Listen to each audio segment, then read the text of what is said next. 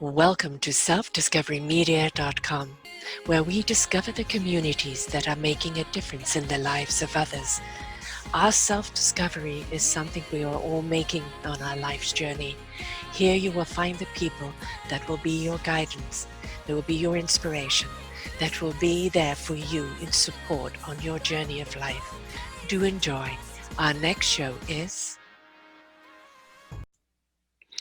Good morning, good afternoon, and good evening, everybody. Welcome back to another edition of Mental Health Awareness right here on selfdiscoverymedia.com.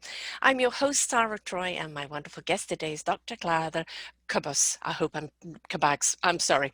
Yes, it's Dr. Klara today. It is. And, we're going to be talking about the winning of her Grand Slam, the ecstatic feeling, but also, the craziness of what's going on everywhere in the world right now, navigating through the jungle where confusion is rife and chaos reigns, and coming out the champion in your field. So how do you become the champion in your field today? With all the mental pressures, the stress pressures, the unsure of what's going on, what's holding you back from achieving your success. And she's had a lot of lovely ups and downs. She's known what it's like to win. Lovely gold medal that she has there, which she's going to be telling us all about, and the ecstatic feeling that she had from that, but also all the struggles that it took to actually getting there. And, being a high achiever, craving for that winning. And it was the last trophy for her, the Grand Slam. And then it's all the other things that came afterwards, and about what winning really meant to her, and what it's revealed for all of us in our pursuit of our own Grand Slam in our life, and how we actually pursue that, how we go through the obstacles, how we go through the ups and downs, how we go through everything else that's out there in life. Because the best lessons you can learn are from people who are going through the situation, who have gone through the situation. Sorry, I've got something here that doesn't want to go out. And what is your Grand Slam? What is the thing that you want to win? And you look at it and you go, I've got here, there's my medal, there's my success. But what was the mental journey in getting there? Because everything is a mental journey, isn't it, Klara? Oh, absolutely. And Sarah, thank you so much for the introduction, because yes, it's maybe a trophy for some, but trophy has such an incredible definition. And I love the live aspect. And as you, as everybody else, forget about my name. Gubac is actually a very, very old Hungarian name, and we are the last ones to carry it. So then we should definitely honor the name Gubac. We're gonna try. It's so funny because with my students, they have to say Dr. Gubac, and the reason why they have to say doctor is not because I am such a snob about it. It's because I had to sit and study so many hours as a young athlete to get a degree. I said, just imagine, because I teach in exercise science and physical education. So just imagine that it's beautiful out, it's green, people are biking and running and playing, and you have to sit. So that's why I deserve for them to call me doctor. But the Gubac is funny because when they mispronounce my name, every time they mispronounce my name, that's 25 cents goes right into a jar. And at the end of the semester, we go for ice cream. That's the thing. Well, that sounds cool. And yeah.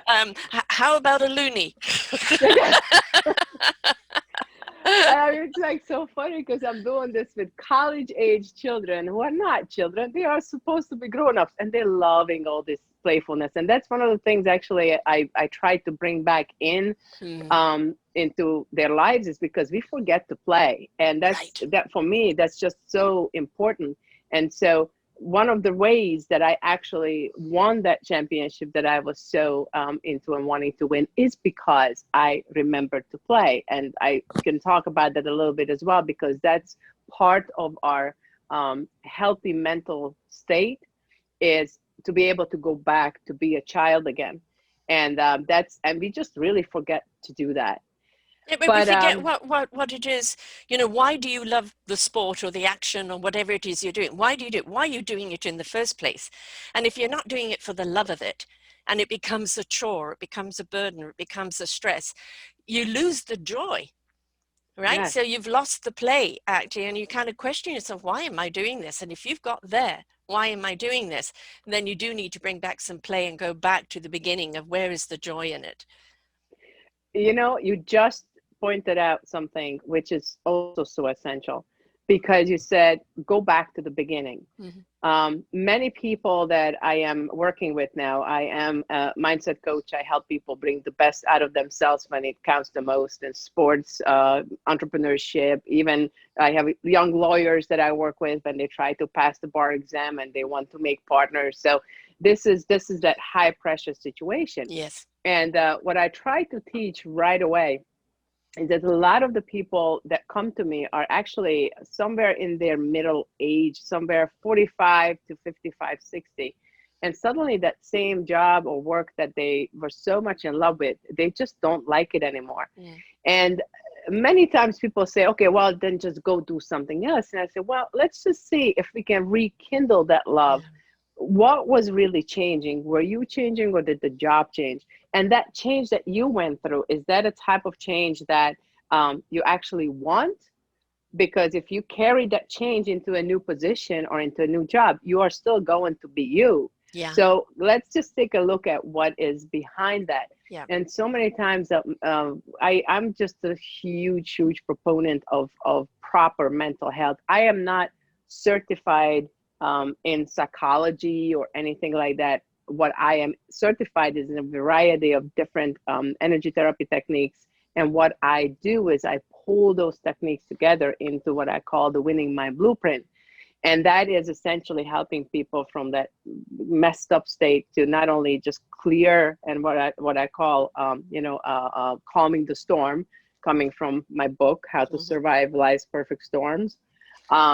So just to help them move from that direction into that clarity, finding your genius, finding your voice, finding your confidence. So when we look back, and this is why you triggered that with your statement, that when we go back, the last time we all have that fearless confidence and willingness to explore and discover is when we are children. Yes. So Yes. let's go back. How would a child take that new position? Mm-hmm. They would have curiosity, they would have interest, they would want to figure out. If we could live every day, every moment with that childlike curiosity, it's going to be so much more fun to live, even in the most mundane life. The trouble is as adults, things start becoming a burden because they start becoming a duty, a responsibility, and one weight and another weight goes on the shoulders, and they forget why they stepped into it in the first place. Was it the intrigue of it? What was it that you wanted to discover about it? What was it that you wanted to share about it? If you don't have an exuberance about what you do, you're never going to do it well. And if you've lost the exuberance, and then you've kind of taken on burdens and responsibilities and duties, and they've taken over the sheer joy of it.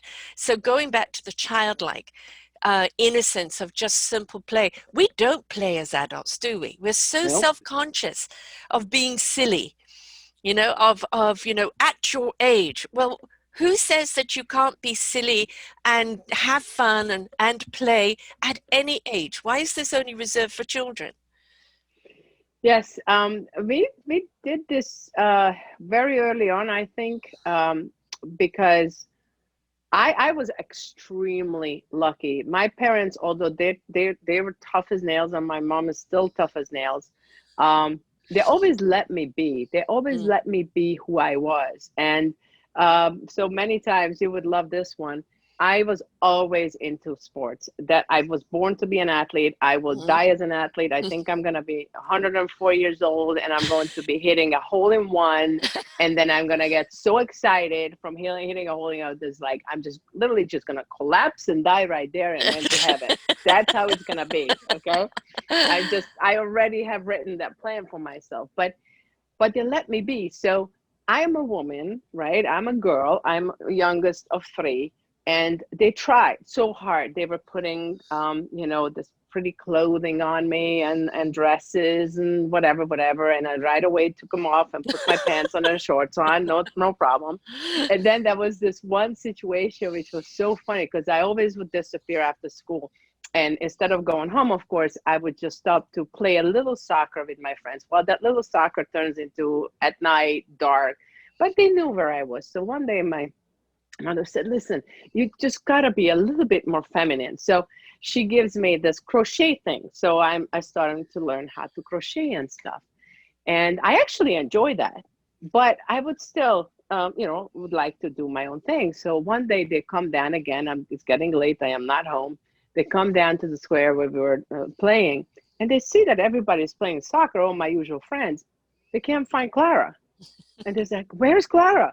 It's like, oh, she's on top of the tree crocheting. So I was like, I was doing it. I was feminine. I was crocheting. I was just doing it on the top of the tree because there was Exactly. a lot more. So it's just, you can't, and please understand, if you have childhood personality traits like this, you cannot take that out of yourself. The only thing you can do is you can repress because somebody, a teacher, or maybe a parent or a grandparent told you that you're supposed to stop doing that silliness. You have to be a good young man, woman, boy, girl, and you have to be responsible. No, yes, you do, but you have to find the playfulness in that responsibility. And let me give you an example for those of us that find themselves in exactly what you just said. You mentioned that it just suddenly it's a responsibility. Mm. So the caretaking that I have to do, God knows I did not choose this. I mean, maybe with my husband, the fact that we have a large age difference, I have chosen it in some ways, okay? But with my parents, I did not choose to come into their lives when they were in their 40s. So therefore now, choosing to take care of them. But at the same time, the fact that I became someone that would take care of them is a choice that I make. You're right. So then one time we were in, I don't know if you are aware of this, but I'm sure you are, that in the hospitals, especially elderly, when they are in a hospital, they start to like completely lose senses of where they are and And what all that time it stuff. is, That's what day it is, and everything else. Yeah. everything, and they start to do some silly stuff. So just in the hospital, like mine was the same way, that she was in the hospital, she started to do some silly stuff, and I was playing along, like I played make believe with her. Right. So in the middle of the night at 10 p.m. I would dress her up because she wanted to dress up. She wanted to go out and say hello to all the people there because they were her guests in her place. This was her hospital. Right. And I said, well, and when my sister said, no, you can't. I said, no, we're going to go out. That's it. So she went out, dressed up. And my sister, how do you do this? Because I play make believe with life.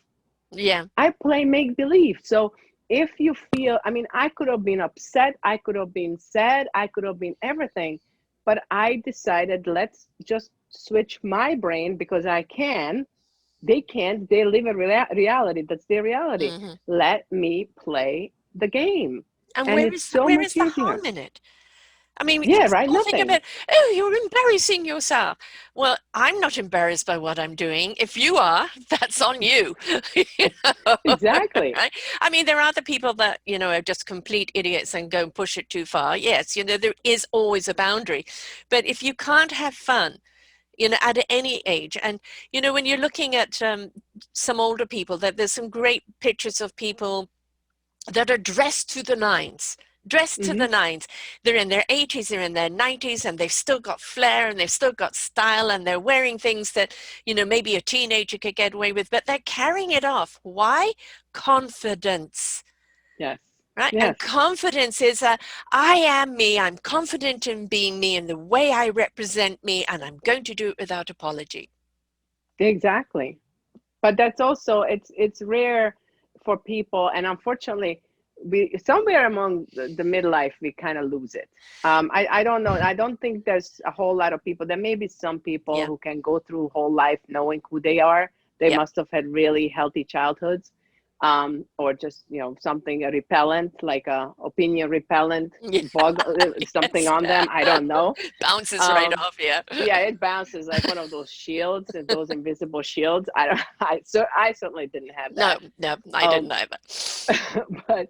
but the point is, what I like about this is that the confidence is. They always ask me, because one of my biggest thing is when they say, when I used to not know how to be confident. And I would go out and compete, and people would say, well, just be confident. And I'm like, how? Well, how do I become? Thank you so much. I appreciate that. I totally know I'm supposed to be confident, but I am not. So how are we going to do that? So then in my trials and tribulations, I discovered the steps to confidence that I teach. And there are some real key factors in there. And one of them, and I will not, share any secrets with that. One of them is really truly knowing who you are, because Right. if you don't act from your inner being, Mm-hmm. you will never be confident. So No. let me give you an example with my golf and with the championship. So for 6 years, I was struggling. I was choking every year. I would be having phenomenal scores in practices just to be awful. I mean, downright awful in competition. And I just didn't know, I mean, what's going on, what's going on, what's going on.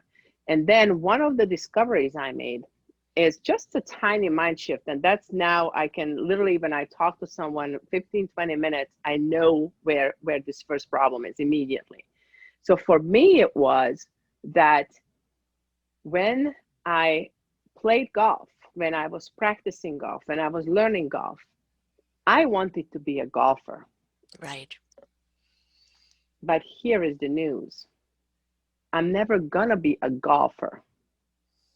What I am is an extremely talented athlete who is golfing. Right. Mm-hmm.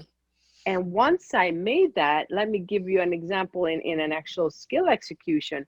Once I made that, then when I was getting up for practice and for play, I wasn't anymore. I was not worried about how pretty my swing looks. Right. Not for a second, because I made this realization: I will never have that pretty swing that if I would have had when I was learning at age 5.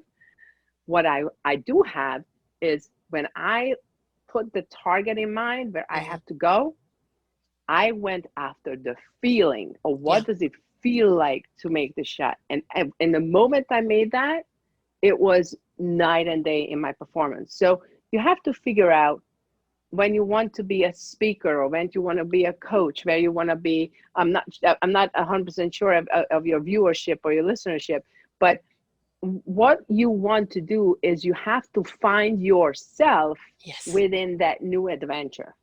And Yes. that was one of my biggest learning experiences. And why are you doing it?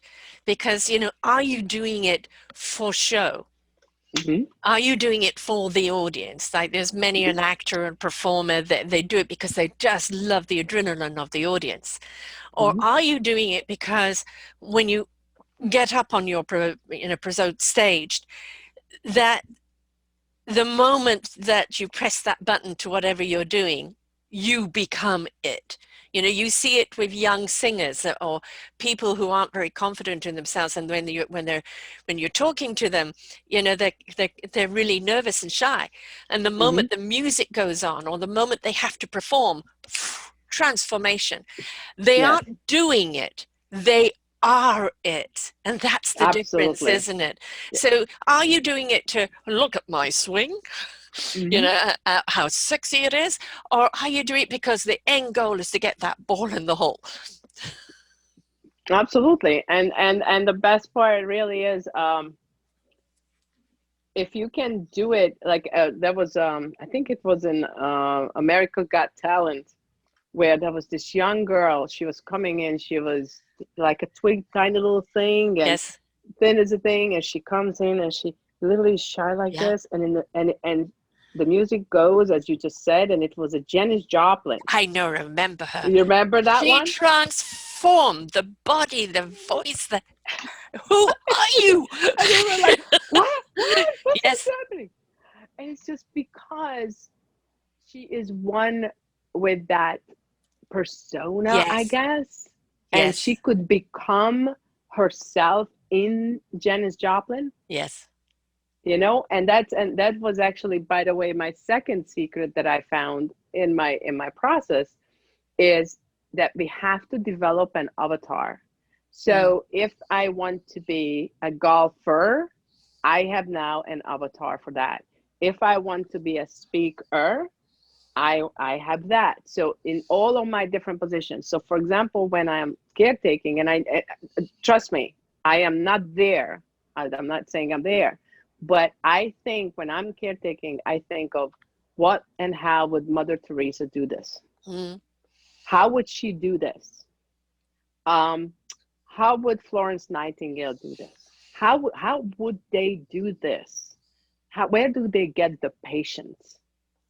Where is that driven sense of duty Mm-hmm. that also allows for that patience? Yeah. And it's the same thing with everything that I do and teaching and so forth. I have role models that I literally look at, and I put together the characteristics that I love. And that's one of the things I help with my clients, is that we literally look at their role models, pull together the Mm. personalities from that, and then we are able to say, okay, you are attracted to that personality because you have it in you.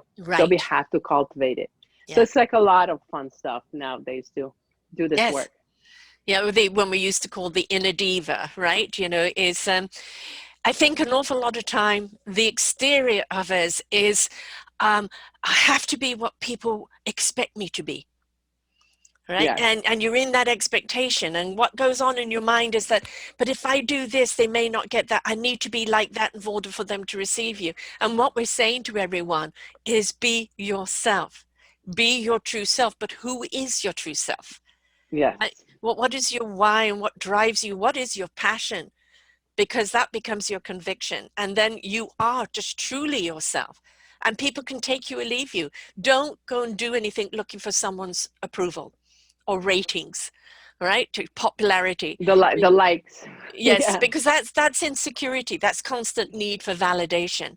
Mm-hmm. The thing is when you get up and do whatever you're doing and you know you're doing it for the right reason and you love it and you're giving it your best and giving it your best because that's the only way you know how, Mm-hmm. and you're putting everything behind it, then whoever receives it or whatever the reaction is out of your hands at this point. But be genuine to you and what it is that you have to share and what you have to give. Absolutely. And the part about that is exactly as you stated, that if you are doing it that way, Yeah. then even if the likes don't come, like we had a couple of interviews this week, and I just enjoyed the process so Mm. much. And there may not be any comments. I mean, there were a couple, but it's not. I can't Right. expect that thousands of people are now No. gonna jump. No, that's not the point. The point is, how do I feel preparing for these interviews, during the interviews, and after the interviews? And I can tell you, most of the time, I can't come down on a high, and I can't Mm. come down for a while. Yes. So it just, again, I just have to keep going back every time. When we were children and we were learning to walk, and when we fell, it was not about, berating ourselves. We Right. got up and we did it again, and Yes. then we had this goal in us that I didn't know. I can tell you, I don't remember, but I'm pretty sure that at age 1 or 2, I did not know that I want to walk for walk's sake. Yes. I just figured, there is mommy. Mommy is trying to call for me. Then I'm gonna try to do something. So for now, I was doing crawling. Maybe I can do some. It was just allowing the natural process of the human growth. Yeah. But what we do by putting out all these goals for ourselves, that um, we allow those to provide a pressure for us, we're not really allowing the natural growth of our humanity to do its Right. job. We are forcing ourselves. So when somebody says to me that, well, by now you should have at least a 6-figure coaching business, or Mm-hmm. a 7-figure coaching business, or a this and that, that says who? The Mm. advertisements. What you need to do is you need to grow. You just like a tree. A tree doesn't go around checking out that which limb is growing which direction, and so forth and so on. So why are we constantly so worried about that, instead of enjoying this very moment, Yes. do its very best, and then let's see, we may grow this way, we may grow that way. So this goal setting, the traditional goal setting for me, is actually becoming, I think, a hindrance more than something. So if you have a dream, like I had the dream, this is a dream I had, Right. but I never thought about, okay, oh my God, so if I don't do this, no, I wasn't, contracting myself in the dream.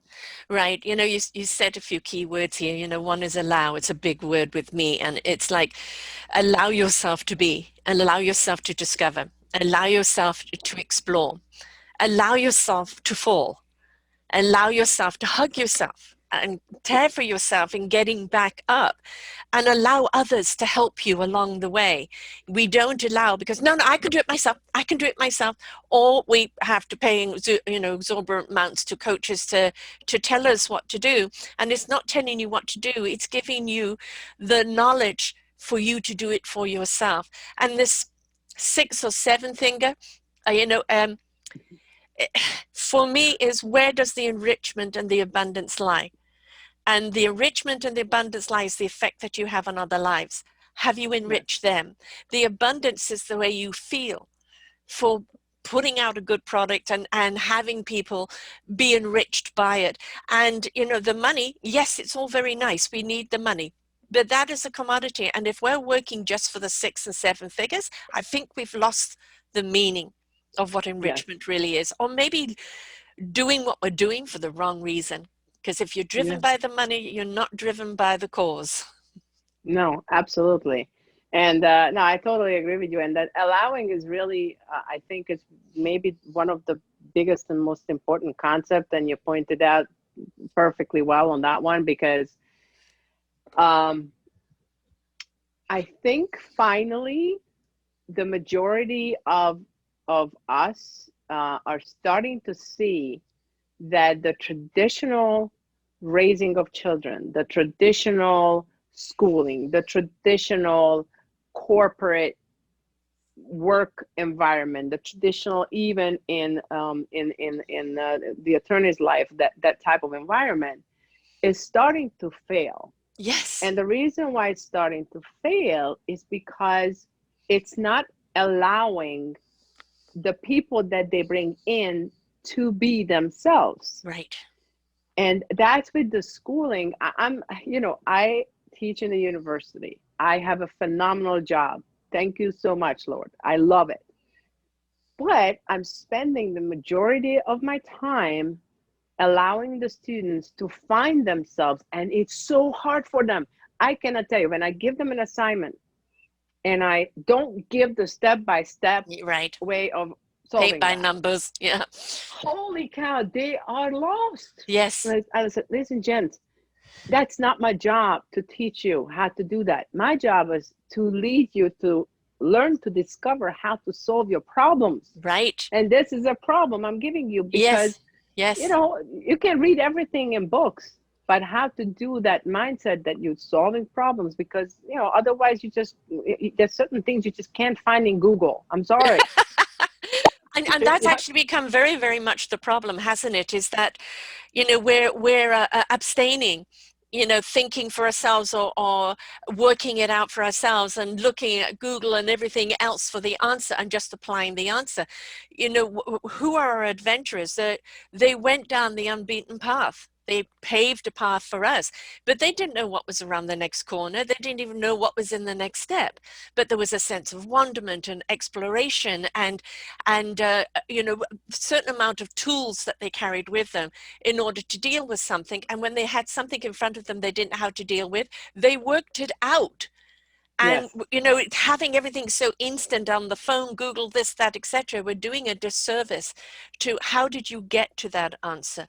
You need to know the steps, because when you're out there, quote, in the wilderness, and you don't have any tools with you, nature will always provide everything you need. But if you're not aware of it and you don't know how to use it or how to explore it, that you've just gone into panic and go, help, then you're Yeah. not going to be able to help yourself. And you shouting help, maybe nobody can hear you. So that self-sufficiency of being able to deduce and work things out is essential for every human being.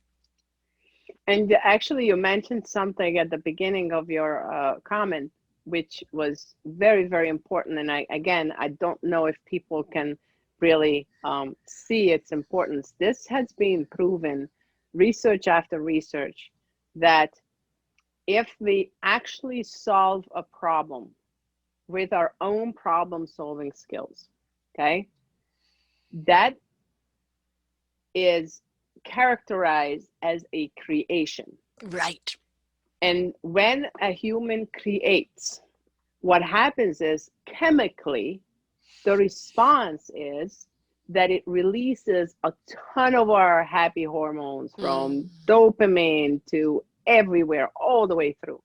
And what it does, that sense of creation with the chemicals, even in the biggest, most stressful situation in your life, it will compensate that cortisol that comes from the stress.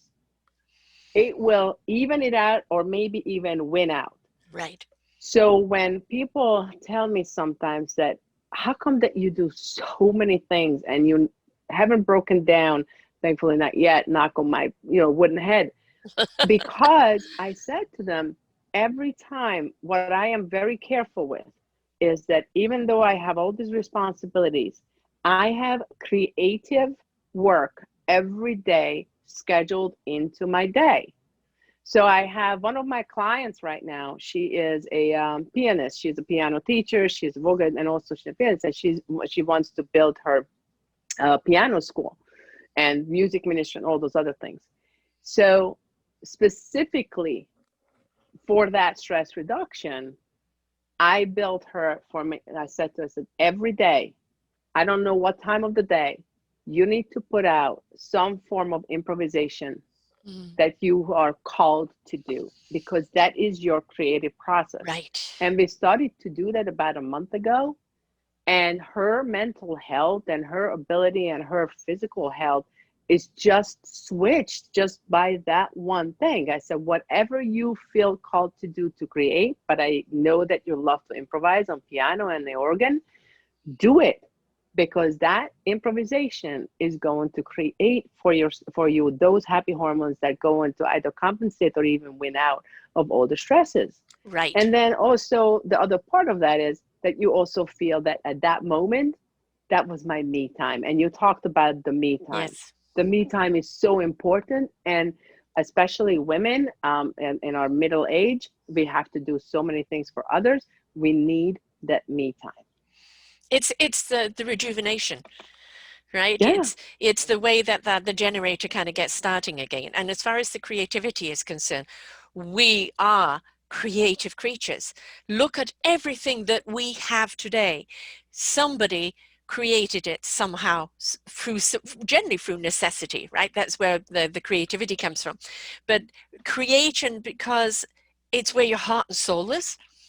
It's what drives you. It's what liberates and uplifts you. And you never know what's going to come out of it, right? And you never know who's going to be inspired by it. So you can have a controlled piece where you're actually learning the mechanics of something on how to apply this and apply that. But if you don't allow the creativeness of the exploration, of just the allowing, not thinking, just letting the fingers do the work and allowing that creativity coming out, you're missing the point of what you're doing in the first place. You're going back into what we said right in the beginning, responsibility and duty, and you've forgotten how to play and have the joy out of it. So that creativity is the joy, isn't it? Absolutely, absolutely. And we were designed for that. And then they were saying the other part of research was that um, the same people, when they were given what they were going to create, instead of them creating it, they were giving. So for example, they were making the plates, or they were doing some with tools, or they all those different things. They tried all kinds of variations. And if they were given whatever the final thing was, as opposed to when they were making it, no matter how much prettier that looked, did not give them the same satisfaction and sustainable satisfaction. Right. And these are the things I try to teach to my students, is that try to, like, for example, with the equipment, a lot of times, even if I have the proper equipment to teach them, I tell them, no, you will make the equipment. Right. You have to learn to make the equipment. And that creation process first of all, it's so good against any kind of Yeah. mental issues. It's just because it just takes your mind away from the thoughts Yeah. that are bringing you down. Right. It goes into that moment, so it's essential. It is absolutely essential. Got this at the back of my mind, so I have to bring it up. America's Got Talent was had the finale last night, and it was very, very diverse this year. Oh, There I wasn't. didn't even see it. Oh no, it That's right. really, really diverse, and a lot of different forms of creativity, and a lot of young people with amazing talent. But they had actually a speaking poet, who speaks in. Oh yeah, yeah. I remember the beginning. So he Yes, made it yes, through the final. he made it to the final. He Wow. won, and the Wow. thing about it is that this is also something to remember in life: timing. Why did he appeal so much to the audience? Because what he spoke about, generally, that virtually everybody could relate to. Hmm. Right? When he talked about his mum, always being worried about whether he was going to come home safely, when he talks about his own baby, when he talked about his sister, somewhere along the line, we could relate to it. He was almost telling our story. And Yes. but had that been a couple of years ago, maybe we wouldn't have collectively been in the right mindset to receive it. But we were ready to hear, because he was speaking to the times of a lot of the anguish that's going on and a lot of the pain that we're carrying, and hence he won because of it. So even everything we're doing in life, we can be creative, we can be this and that, but sometimes it is about the timing. Is what you have, is the time right for it to be out there, for people to really want to do it? And don't give up, because you never know, all of a sudden what you are presenting is, I need that. And so it's just keep on being, keep on doing what you love, what your passion, what your commitment is, and it will hit the right audience at the right time. It's very interesting that you just said that, because you actually pointed something out for me that I did not put the dots together until you mentioned it. And I thank you for that, because 6 years, more than that really, but 6 years was really, really difficult when I was trying to win this championship. And finally in 2015, I won. And I cannot tell you, I was so in a high. The Mm. emotional high was incredible, to the point that, and I was just in the zone and in the flow and everything. It took me 2 beers to bring me down to earth. Okay? On empty stomach, because I don't eat Yeah. when I compete. I just eat bits and pieces. So literally, they immediately give me 1 beer. I was still, I was hugging my opponent. I mean, I was like, and that's before the beer. So the point was that you just made for me is that experience that I really built for myself. I've done it on my own. There was no support per se, so there was Right. nobody else doing it. I was doing the work. I was going through the pain. I cried so much. I remember one time when I lost years before, I literally ran from that hole that I lost. I ran all the way back to the clubhouse, crying and running at the same time. So I have experienced so much stuff. So when that incredible moment came, everything that has been happening since Yes. has been a challenge after challenge after challenge. Father getting ill in 2016, dying in 17. Mother getting ill 2018, almost lost her. She came back. I don't know how, but she also has cognitive issues. Then husband getting sick in 2019, and we haven't been able to solve it. Not gonna be able to solve that. So everything after that has been challenge after challenge. But because I had that experience, Hmm. I can handle it. I Yes. can think back in my lowest moments now.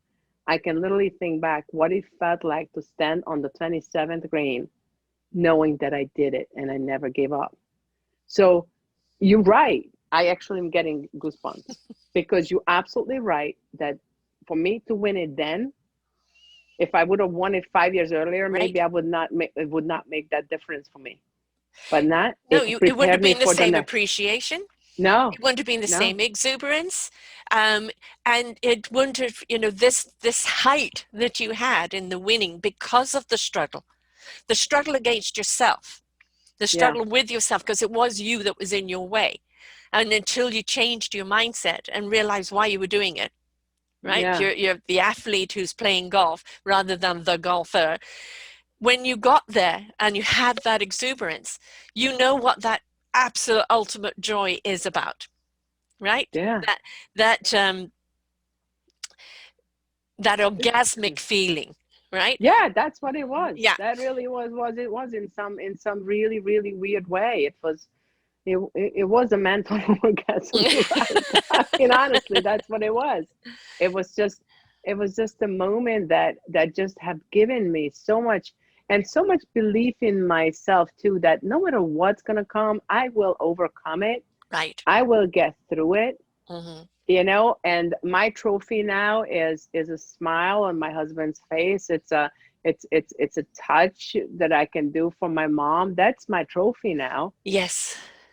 But You the know. bigger trophy for you is the fact that you didn't give up, you didn't give in, you were willing to work on yourself to get to that moment, Hmm. right? That's the biggest trophy. It's not the medal, that's the icing on the No. cake. The fact that you won against yourself. Yes. And despite myself. And it's despite yourself, exactly. Yeah, Yeah. because we are our biggest competitors, aren't we? Yeah. If we kind of lose sight of why we're doing something, we're competing against ourselves, and we are the blockage that stops us from going anywhere. And I think again that comes back to that expectation of you should be, Hmm. and if we're constantly trying to live up to those should be's, we forget about why we're doing it, um, and what the real fight is about. And it's really just the journey of exploration of, can I do it? I believe I can do it. Let's try and do it. Look, I've done it. Right. Well, guess what? Again, that's why I love interviews because just talking to you right now, it also connected some other dots for me, which I think would be very important for everyone who listens. So it took me about 6 years to get that trophy. It took me about 6, 7 years to get my doctorate. It took me double the work to get my bachelor's because because I didn't study in elementary school, so I Mm-hmm. could only get into vocational school. So from vocational school, I had to double study to get into college. Um, my tenure and my promotion took me double time than normal. So I'm just realizing that every time when I went into a new adventure, I went in with that goal perspective as opposed to the being in the now perspective. Mm-hmm.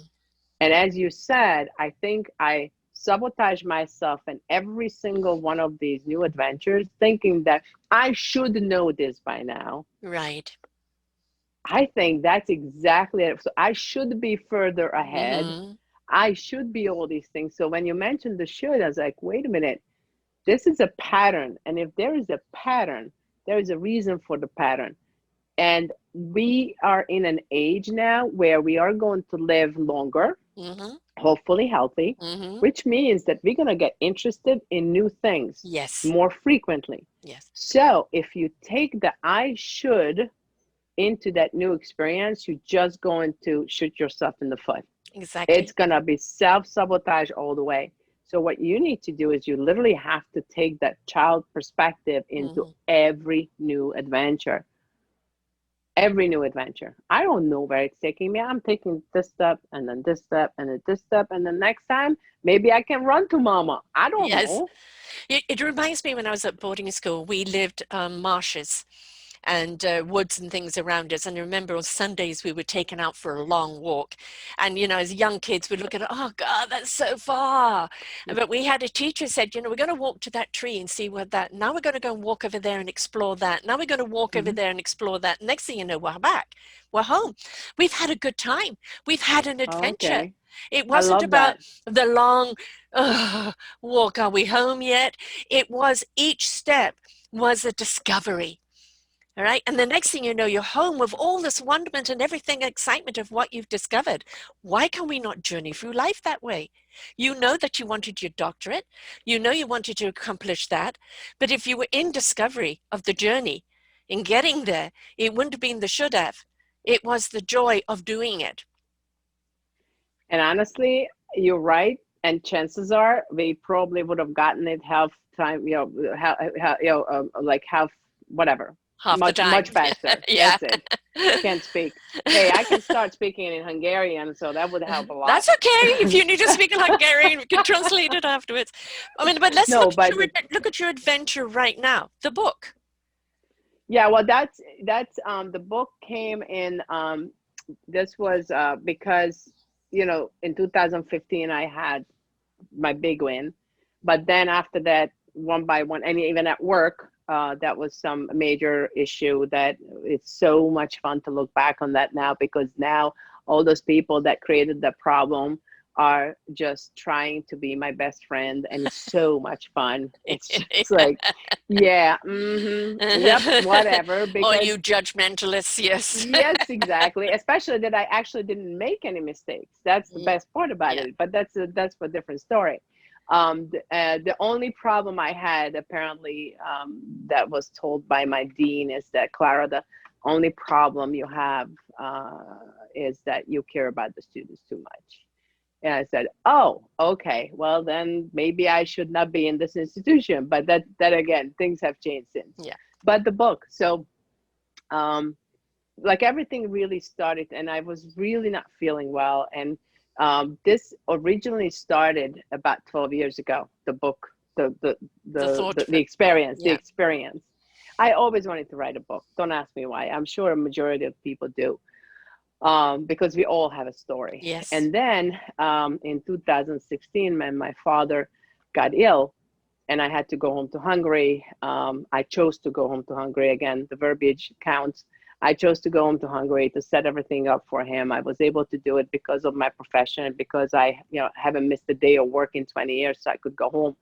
So seeing him, who was always my rock in many ways, both my parents, but my dad in some ways, he was never really sick.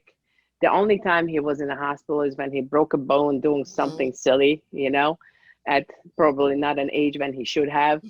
So it was just every day, it was about just taking how much work it was for him to take another breath, Yeah.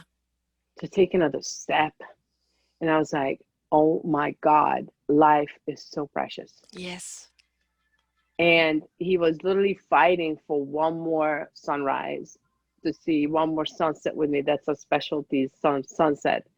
And just to live another day. And I was working at home every morning. I was getting up 6, 7 o'clock. We got a phenomenal caretaker to work with him. We get up, we had to clean out the whole apartment. My father was Second World War veteran, so he had the absolute hoarding action. You have no idea how much stuff he had. So cleaning everything out. But at the end of the day, I go to bed, and suddenly at 2 a.m., I wake up and I had to write. Mm-hmm. And that happened every single night. I was up from 2 to 4 or 2 to 5, right, right, right. And this book that wanted to write itself for Yeah. 12 years wrote itself in 3 weeks. Mm-hmm. Mm-hmm. That was it. And it was just a You were in the phenomenal zone. experience. You were in the I zone. was in the zone. You opened it up and let it, and allowed Yes, and it to come through. I pulled everything together. This is a guidebook to manage personal and career and relationship transitions. This is a guidebook that anybody can pick up. Even my associate dean said that's a good book. So when they say that, I'm okay with that, you know.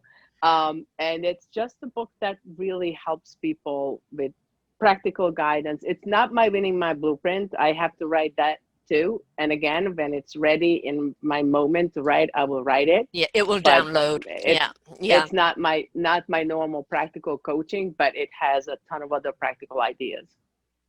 Excellent. Again, it's way back when, if you said you're going to be writing a book and you're going to be doing this and you're going to be doing that, I mean, it's like me with podcasting. When somebody first asked me to join her network on a podcast, go, what's a podcast?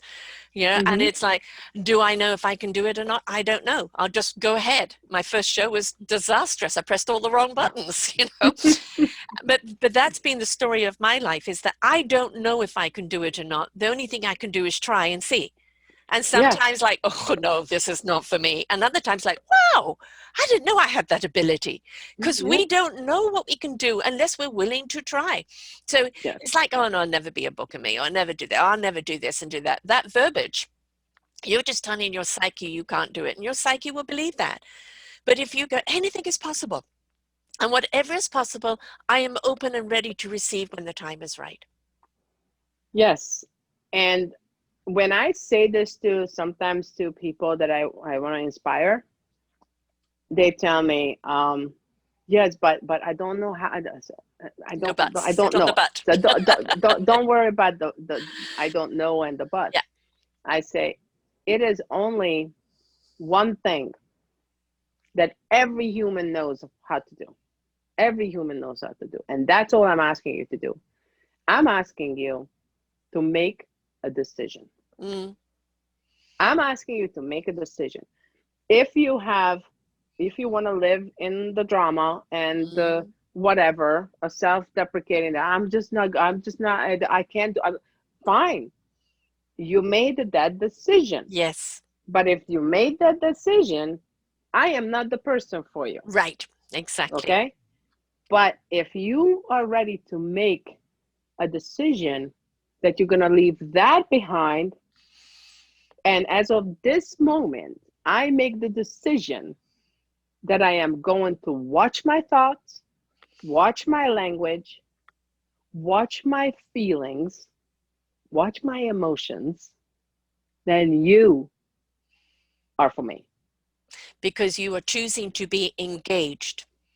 Yes. And And when you're self engaged, reflective too. you become receptive, right? And Mm-hmm. when you're receptive, you're participating in your own healing or your own discovery.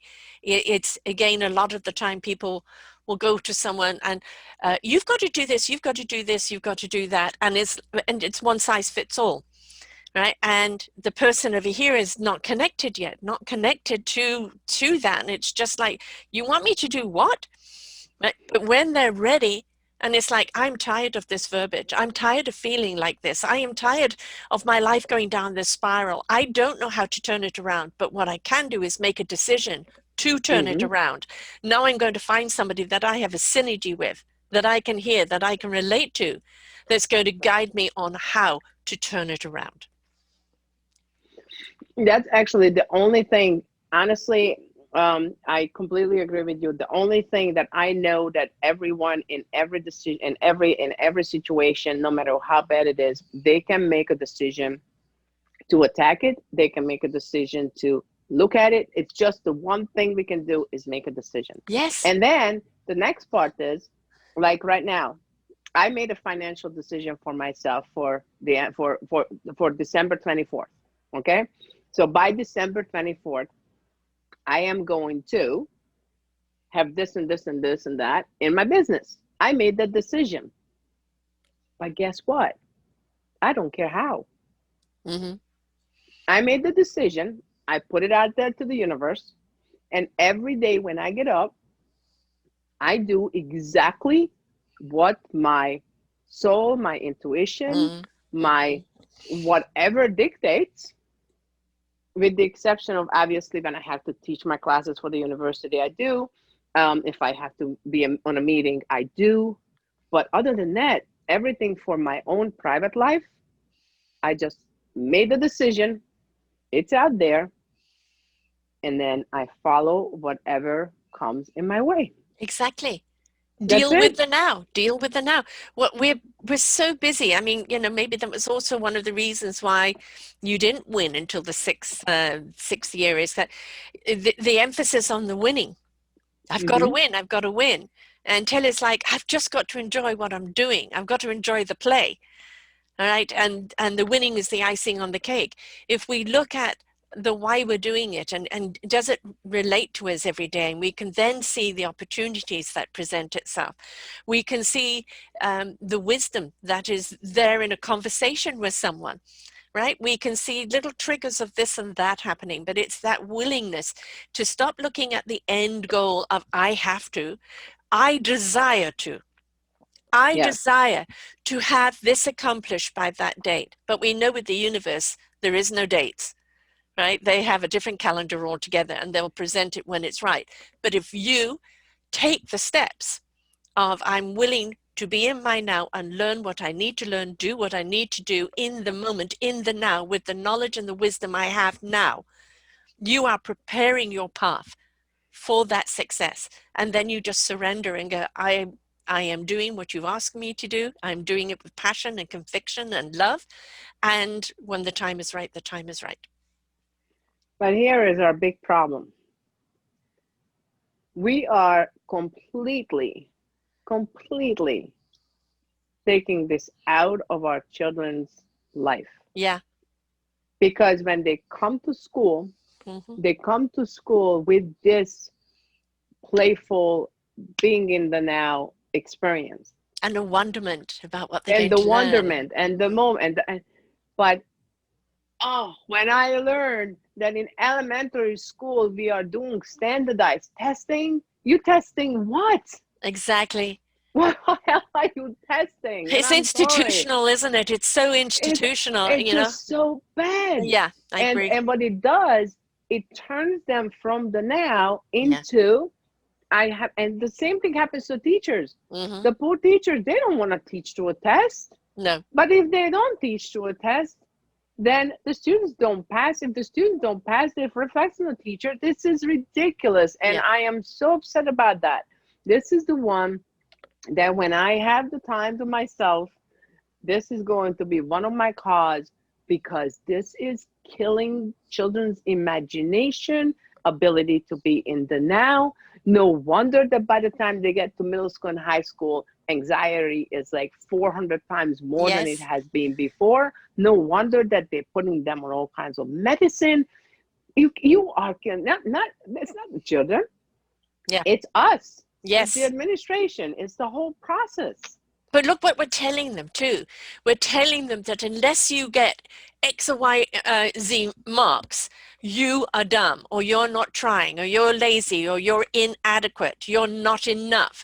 And then they're around their peers, and the peers, well, I got 100% on my test. What Yeah. did you get? I got 50%, loser. And so they're Hmm. getting it from the double whammy. And everything is telling them you are only going to be a success if you're up in the top grade and kissing teachers' butt. But you are not, if you're struggling in one area. Look at how many people that when we leave them to the devices, and look at an awful lot of our kids today, they saw a need and they came up with a creation. Hmm. Right? Yes. And a lot of that creation was common sense and the ability to be in the now and see how we put it together. As you said, school takes that out of them. No, no, you must Absolutely. reform. You can't do it that way. You've got to do it this way. And we kill any form of individualism, creativity, and we have them comply like nice little soldiers. Yes. I could not honestly. I prepare teachers. I prepare teachers for the school systems. I try them for the 4 years that they are with me. I try to point out to them that when they're gonna be teachers, to understand that even if they have to teach to a test, there are ways to do that Yeah. to not to also destroy children's credibility, ability to imagine and to be in the now and create, Or believe in but themselves. believe in themselves and all that stuff. But if I would have children now, I would not. I would homeschool them. I could Yeah. not. I could not do it. I just could not do what happens there because, and also with the sports. Yes. That early specialization is also, it's incredible. It's incredible because it takes, not only that it doesn't allow them to grow fully, but also they take them to one direction, which also means that those body parts are going to break down. So Yeah. if they're specialized early, that's great. But by the time they are 18, 19, they have such level of sport injuries that's going to Mhm. stop them from going to professional, which Right. was originally the plan. Right. It's not going to happen. It's Yeah. it's it's just so messed up, but that's okay. And again, it's that that duty, that competitiveness, and very often you will see it's either the coach or the parent that is pushing the kid because they want the glory of their kid being the best, rather Hmm. than you love doing this. Okay, let's do it because you love doing it, right? But to pace oneself, because as you said, this vehicle, if you don't look after it, it's going to break down, and it's broken down for a long time. Yeah. So, one has to do things within the parameters of our body, our mindset, our emotional set. Look at how many athletes reach the top and then drop out of it altogether. Yes. And They can't handle it. how many people I've known that become doctors and just say, okay, I've become the doctor, I've pleased my parents, and now I'm going to go and do something totally different. Yes, exactly. Exactly. No, I completely agree with you. We've got I to happen tap to be into our very lucky. children. Yeah, we've got to Yes. listen to our children. Our children, the best teachers are the children that learn from, are the teachers that learn from the children. They Yes. can see how a child learns. I did. Out of 12 years of schooling, I only completed 6 because I was a very sickly child. And then I was so far behind, I just exempted myself from school at the age of 16. Mhm.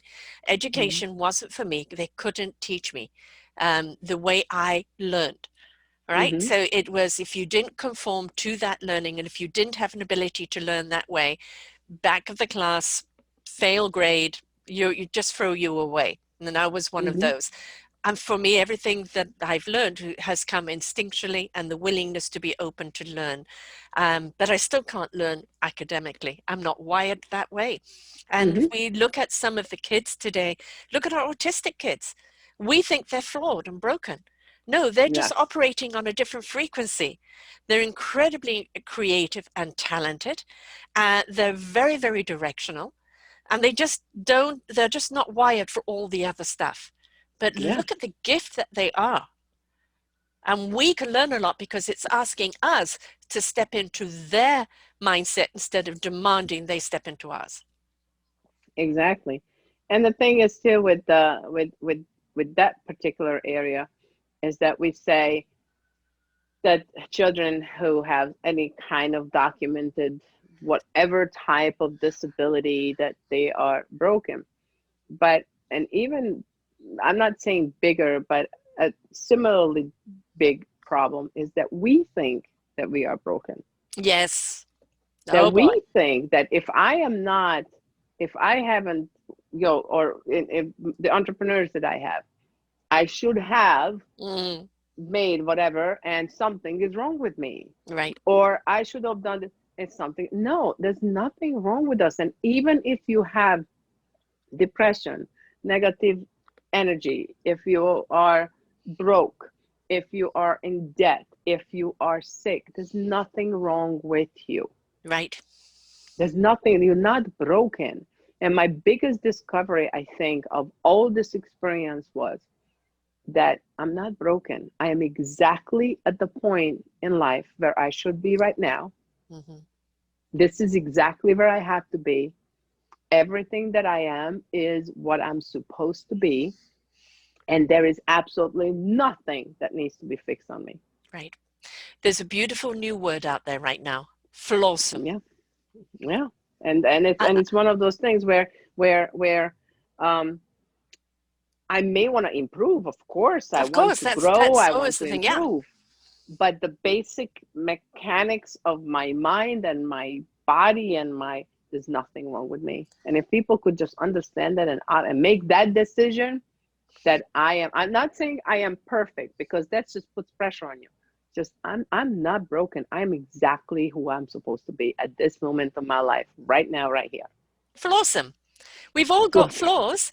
All right, and to somebody else, it may be a bigger flaw than others, but what we do is we embrace the imperfections, the flaws in us. They become part of our character. Some of it you can rectify, some of it is just the quirkiness of who you are. And it's folding it into the various layers that you are. If we start demanding, which we have been doing, that everybody fits into this nice, neat little box, that is this and is that, and this is that, and that's the only way to accept them, we're the ones that are losing out. When we look at people who have stepped into themselves and put forth the beautiful, flawsome, imperfection glory, now we actually realize what a jewel we actually do have. But we decided, because it had a little crack in it, it's flawed. And it is that beautiful flaw that makes them awesome. Yes, absolutely. Perfection is boring anyway. Come on. And what is perfection? It's all in the eye of the beholder. You have 10 Yeah, people looking at a painting, and every single person is going to see it from a different point of view. yeah, So I know. anybody who thinks they're perfect, or anybody who's trying to live up to perfect, is just basically hanging themselves, because whose perfection? I Yes, guarantee you might be perfect for one person, but somebody else is going to come along and say, no, no, you're totally imperfect. And then what have you done to yourself? You've shattered yourself. So stop yeah, trying to living up to these somebody else's high ideals. no, absolutely. And your own should be that you are literally exactly in the right place in the right way. And I think that would really lead people to that. For me, when I realized that I am not broken, I had this incredible calmness just descend on me and say, oh, okay. And I think that was one of the worst results of all this self-development movement, is that it was always trying to fix people. Yes. There is no need to be fixed No. because you're not broken. How to use your particular flawsomeness in your own unique way. I have numerous amounts of flaws, and I have just made them me, and I've utilized them in my own way.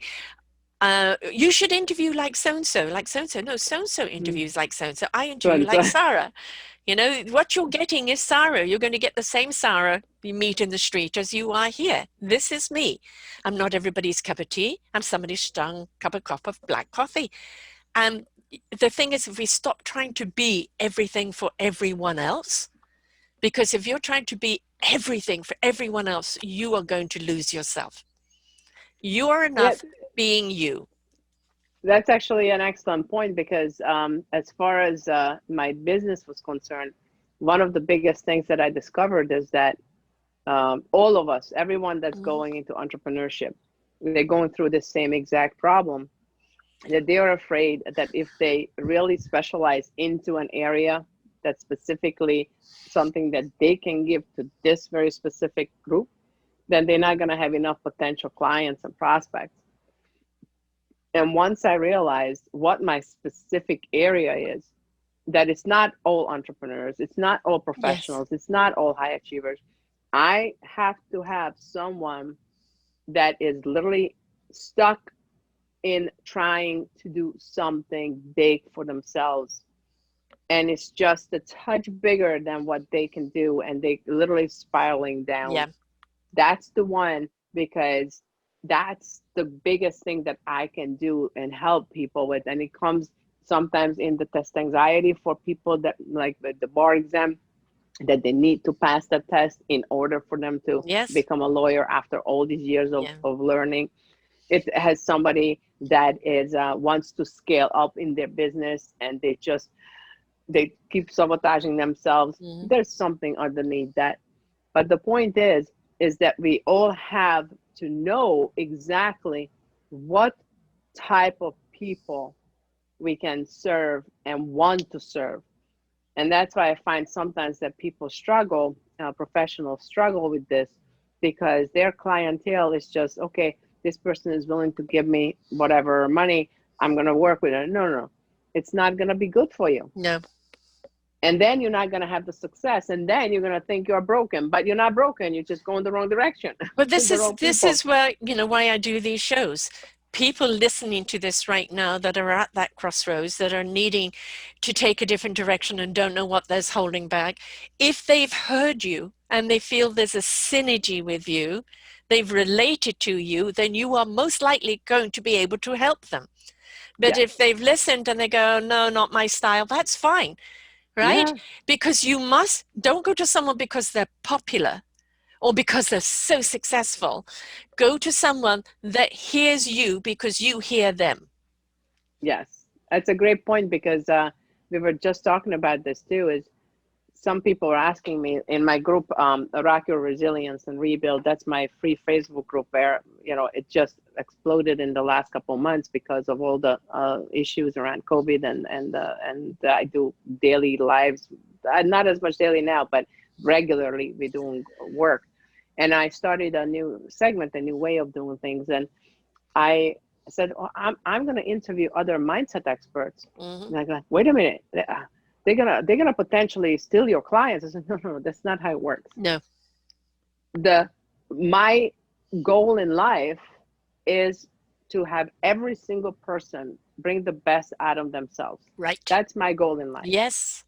And some will take it from me because they like me, they Right. like my style. And some will take it from somebody else. But if there is someone out there who, for example, I learn from, because I have my own business coach, and I have my own mindset coach, because there are things you cannot see. It's like, Yes. that the blindfold in front of Yeah. you, that you just don't see it. That's why the horse is going this way when they have it Right. on. Okay.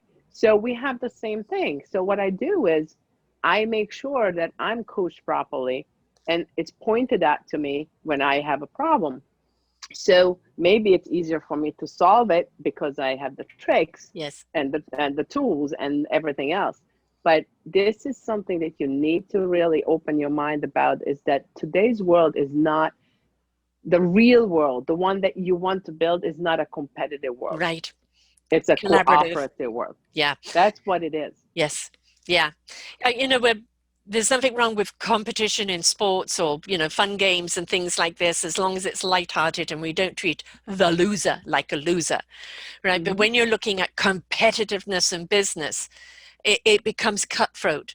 And in this thing to outdo the next person, they're losing the connection of what it is they have to offer, because it becomes about, I've got to beat them, I've got to beat them, I've got to beat them. And I certainly don't want to be coached by anybody like that, because they're not in the right heart set for me. For me, you have to have somebody that's in that heart set for me to be able to hear them. So this is where we have to do our due diligence. We have to make a decision that we no longer want to go down that road and that we need to change things around, right? So once we've made that decision, now we have to let our fingers do the walking and listen to the podcasts, listen to the TED Talks, listen to other things out there, and look at who do I have a connection with? And then reach out, have a conversation, and see if there is that synergy and that program is right for you.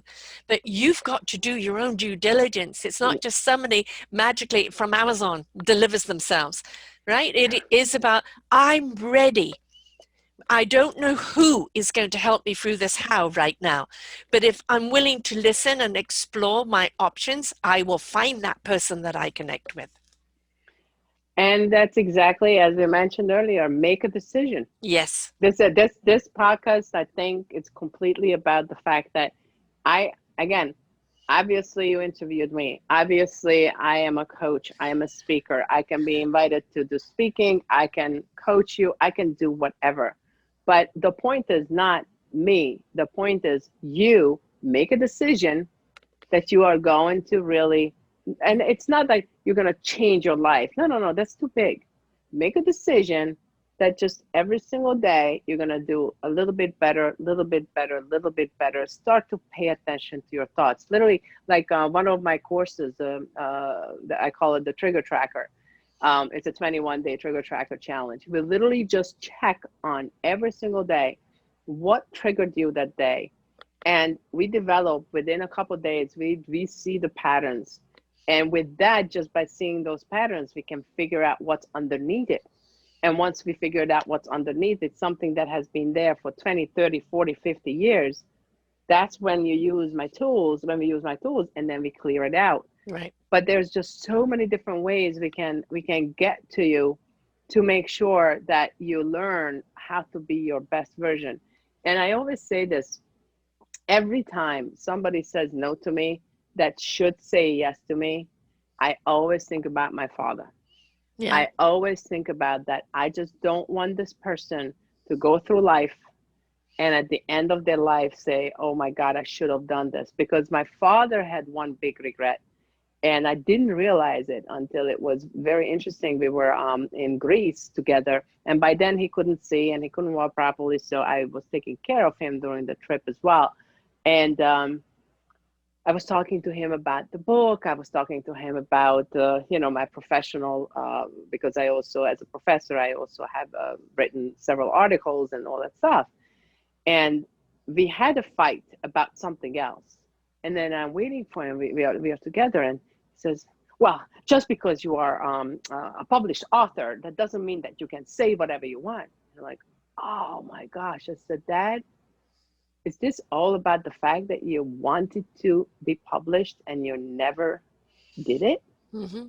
And then when we had the calmer moment, he said, I had so many chances. And I always said, I will do it tomorrow. I will do it tomorrow. Mm. I will do it after this. I will do it after that. And he says, and just to give you the kicker, I was like, okay, he wanted to write. He was a great orator. He was a phenomenal speaker. So in every conference, they always asked him to speak. Um, when he passed away, he asked me to be the first one to come home to make sure that all the potential private stuff I go through his desk and all that stuff. We really trusted each other. We were best friends. And only best friends can fight like we fought. Right, exactly. And so I open the main drawer and I'm pulling it out, and it's like one by one by one, I see these beautiful poems, letters. He was a magician in writing. And he never, ever put it out there. And why? Because he was afraid. Because that was his real thing, that writing was his most precious. He wrote beautifully, Mm-hmm. beautifully. And he was just afraid of taking that step. Don't be afraid to take the next step, because then he was 87 years old when he was still upset about the fact that he didn't write. Right, And if I would exactly. have known some years before, I would have had him write something, but it was Yeah. the last year of his life. Yeah, don't keep putting off tomorrow. Also, Oh no. don't worry about other people's judgment. You know, I Yeah. I'm dyslexic. I do things the wrong way round, grammar, etc. And that's what we have grammar for. That's what we have this and that for, to correct it. Don't worry about how it comes out, because there's always somebody that can put it together cohesively if that's the case. But don't make excuses for why you can't. Look Yeah. at the reasons of why you should. I love that. That's always a really great reminder. Yeah, it's just I mean, I can go on for a couple more hours on Yes. this. No, So, we've come to the end of our interview, but how do oh, people get hold of your book? How do they sign up for one of your courses? How do they reach you? the best way really is they can reach me on my email, and then we'll talk. But the best way really is to come into my environment, come into even if you're not a big fan of Facebook, I have a bunch of people in there who are not, anywhere else other than just my group. It's a open group, but only people can come in that we let in. So Right. it's one of those situations. Yeah. Um, and come in there. It's a Rock Your Resilience and Rebuild on Facebook, and I will send you the link for that. But that's the best place, because then you get to know me. I get to know you. I do a lot of free work in there, advice, constantly help people out. And then most of my clients come from that group that decide that, you know what, I continue to like you because, Mm. I could be an actor performing really well in this show right now. You don't have to trust me just yet. Right. Come on in, figure it out, see who I am, see that crazy person that shows up in some really weird situations. That's me. Yes. That's me living life. So come on in, get to know me. And then from there, we'll take it from there. And then anytime you feel like you have a question, anytime you feel like you want to, level up and say, Klara, you are the one for me. I have two different programs. I have an introductory mindset program, which is in everybody who is coming into the second program has to take that first one. That's our basis. Mm-hmm. That's my winning mind blueprint. That's the basic element. And then also, if you want to really accomplish something and there's something that you're reaching for, then you can come up into the second program where, all the other superstars are that really, really, really are this close to just doing something and they just self-sabotaging themselves a bit. Right. A little nudge, nudge, wink, wink that they A need. little nudge. And in the second group, what I do is I literally, that's a year-long program. And every single time when we're together, I'm literally sitting on your shoulder, whispering into your ear that no, I just listen to the verbiage, I watch the action, and we track all the development regularly. So that's almost like a coach in your pocket, but on your shoulder. And you have your website. Yes, it's If you Klara could Gubacs. spell that out for people who are listening. Sure, it's KlaraGubacs.com. It's KlaraGubacs.com. KlaraGubacs.com. So it's my first name, last name. Easy Right. peasy. And you have, the KlaraBuchat.com and / the 3 secrets of building a business. Yes, we have a couple of things, but I'm working on something really good right now. That's obviously is beautiful, but there's a bunch of different things. So if you come in, you will have a good time figuring everything out. That's the best place really is the Facebook group. So, the point is this. You're looking at your life and something has to change. You don't even know maybe what needs to change right now. But by immersing yourself in the Facebook, listening to other people's comments, finding that relativity that other people are going through the same thing, listening to your tips, and you go, okay, this is the how. And when you're ready, I'm now ready to immerse into Klara's course because I'm willing now to participate and go through the process. We don't get through the other side unless we're willing to go through the process. And we all have to go through that process if we want to really step into who we are, why we are, the beautiful instrument that we're here to give and to share out with the world. And you can't do that in confusion. You have to do that in clarity, and that clarity is creativity of you allowing yourself to be. How do you allow yourself to be? You allow people like Klara to help you on your way. And thank you so much. And I also want to be, without sounding cocky or anything, I also want to let you know that one of the reasons I like people to come into the group first is because of what we just talked about a half hour ago. I also get to know you. Yes.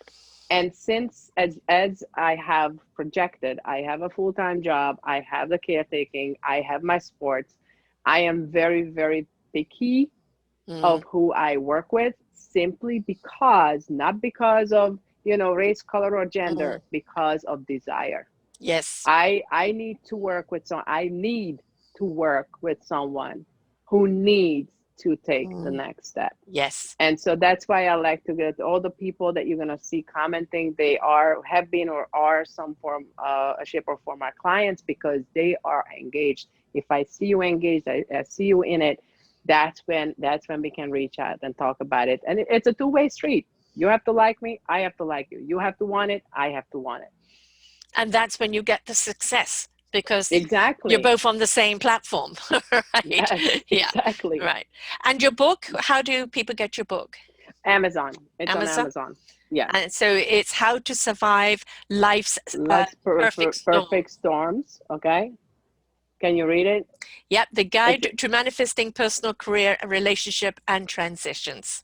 Yeah, managing. So that's it. So I really appreciate this chance to be interviewed, because your questions just triggered. I'm going to be taking notes when we are done, by the way, because your questions have triggered some really nice thoughts in me that I really would like to put down and will be using for my coaching as well. That's another reason I always enhance it. But thank you so much for this My pleasure. opportunity, My and I pleasure. hope that it provided really good value for your listeners as well. We're all in that transition. We're all on that road of self-discovery. And it's Yes. when we're willing to participate and realize that, you might have actually reached a destination. And, and I reached it, I got there. And then you realize, okay, well, I'm here now. Now what? Now what? Yes. Now what? My whole life was getting to this point, and I've achieved it. So what do I do with that achievement? Or how do I redirect it? Or where do I redirect it now? And this is where you need coaches, because the coaches can see something that you're unable to see because you're still in that zone. And it's Yes. taking you from that Absolutely. zone into a now zone. Yes. Absolutely. And at that moment, I needed 2 beers, I was told by my coaches, because I was in that zone and I wasn't coming down for nothing. I mean, come on, wouldn't you be in a zone like that Oh, yeah, and stuff like this? absolutely. Who But doesn't thank you want, so much. the last point on that is that some people, once they've reached that euphoria, they spend their lives chasing to try and find that euphoria again. And that was an ultimate orgasmic moment for you. But you take that same exuberance from that moment and you just bring it down a notch and apply it to everyday life. And now you're living in a continued exuberance, and it doesn't have to be a high. Yes. And it's just a support system too. It Yeah, has been an incredible support system for me. Absolutely. Yes. Thank wonderful. you. Thank you very much, love. So everybody, please reach out to her. The Facebook again is? Rock your resilience and rebuild. So go to Rock Your Resilience and Rebuild. Just follow the conversation, let Klara get to know you, you get to know her, and then take it from there. One step at a time. Nobody's asking you to make a big leap. It's a little shift to the left and a little shift to the right, but it's about shifting. Okay. Yes. That's awesome. Thank you so much. Thank you so much, love. And so, folks, remember, you want something better for yourself, then you've got to participate in it. Let Klara help you, okay? Until next time, we hope you enjoyed the show. We look forward to bringing you more shows. Please go to selfdiscoverymedia.com/shows and you will see the incredible lineup of genres and shows that we have for you. We are here to make a difference in your life. Thank you for listening.